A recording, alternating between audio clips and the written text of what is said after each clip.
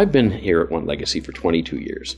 After a 17, 18-year career as hospital administrator, I made it a point to build One Legacy's team from the original 40 people we had to about 350 today by always striving to have the best and the brightest.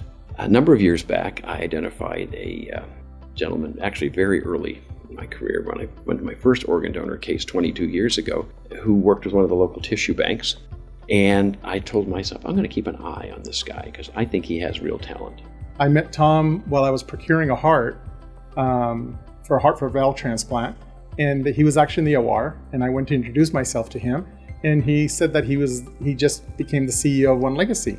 And 5 years later, I hired him to run our tissue recovery program, and we had started that, and we're adding tissue recovery to our organ recovery program. And I hired Prasad Garamella to run that tissue program. And I think 2 or 3 years later, I needed a chief operating officer. And I invited Prasad, who, while he worked in the tissue recovery area, was actually a general surgeon, trained as a general surgeon, but had worked primarily in tissue recovery, to join me on the organ side of our work and be the chief operating officer for all of One Legacy. And we've worked side by side now for 15 plus years to improve One Legacy, and the performance improvement we've done over this past 15 years has been a partnership. Our partnership as leaders, but also our partnership with community.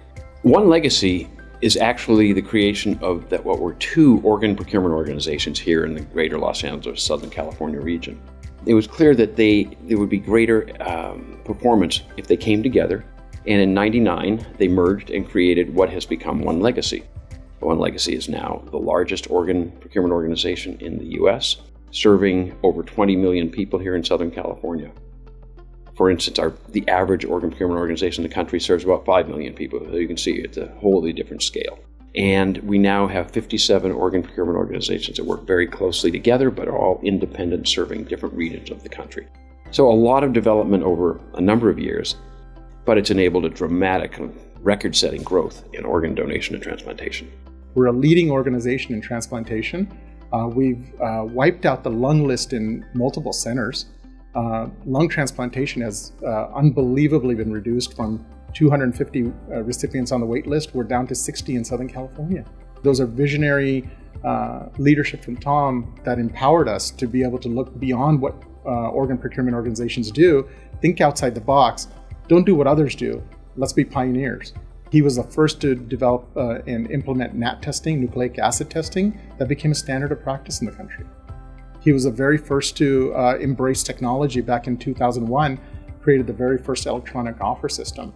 We now have our own internal software company, and we now have 6 clients. All that started with him and wanting to say, we have the intellectual property, we have the knowledge, let's go ahead and offer that out to people so that they see the benefit and share our success. One Legacy's growth over these past 2 decades has been driven primarily by innovation and investment.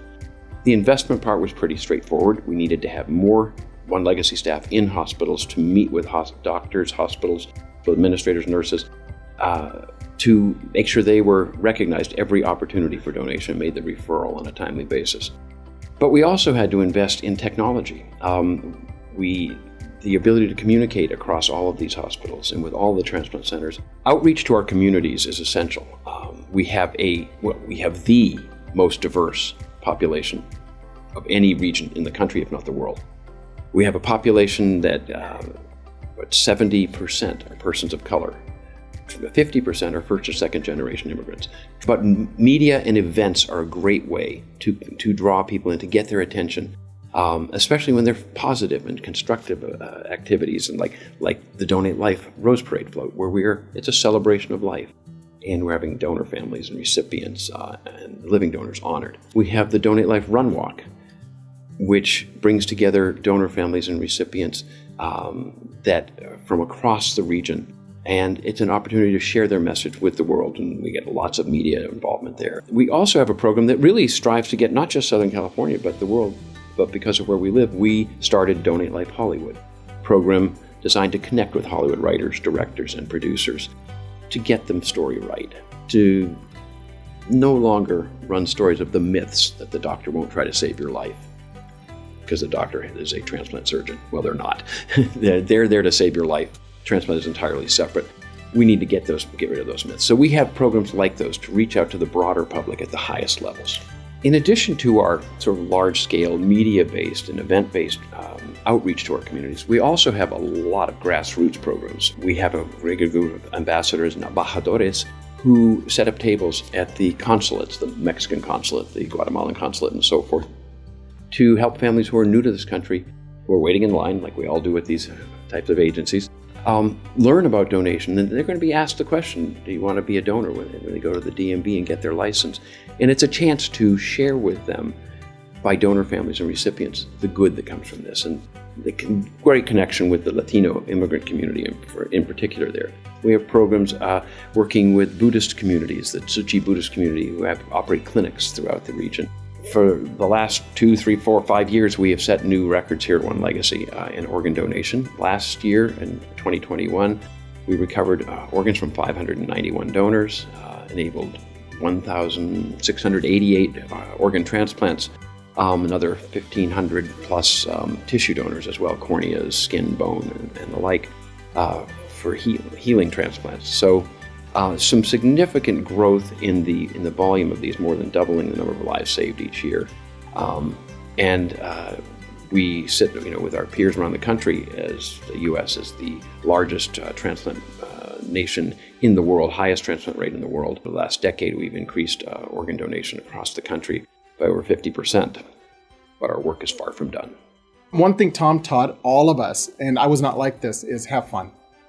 The business we do and the nature of the work we do is death and dying. And if you take that too seriously, it can weigh on you and you could potentially lose good people. So he's always taught us to have fun. And he'll make light of things. He'll come walk around. One of the best things about Tom, he walks around and talks to everybody. So you feel like there's a sense of peacefulness and comfort knowing that he's there even during the worst time when we're not doing well. He's there to say it's going to be okay. And I think that's a rare trait to find in someone. One of the things as a leader, he empowers people. And where I felt strong to be able to accomplish things is that he empowered me and he encouraged me that my ideas were good ideas. I've not always had good ideas, and I've had failures as well. But he's never made my failures feel like failures. He's always made my failures feel like these are opportunities. And that's the one thing I would have to say Tom is an impressionable person, that he's always lifting people up. I've never in my 22 years of knowing him seen him bring anybody down. And that's an exceptional quality in a leader. And that's why I followed him for 22 years. I went to our board 5 years ago and said, we're going to have to think about succession planning, and any good board likes to think about that. And I made the recommendation at that time 5 years ago that Prasad, whom I'd first met 22 years ago and recruited 15 or so years ago, would be that my successor. And I was very pleased when 3 months ago we made that happen exactly as we predicted we would. And it's been ideal because we've been a partnership all the way along. And I think, and I hope that it's a role model to organizations to develop your leadership. I'm personally quite happy with my new situation where I get to spend more of my time working with this community, which is some of the most important work we'll do, is to help people understand the value that comes from their decision to give the gift of life.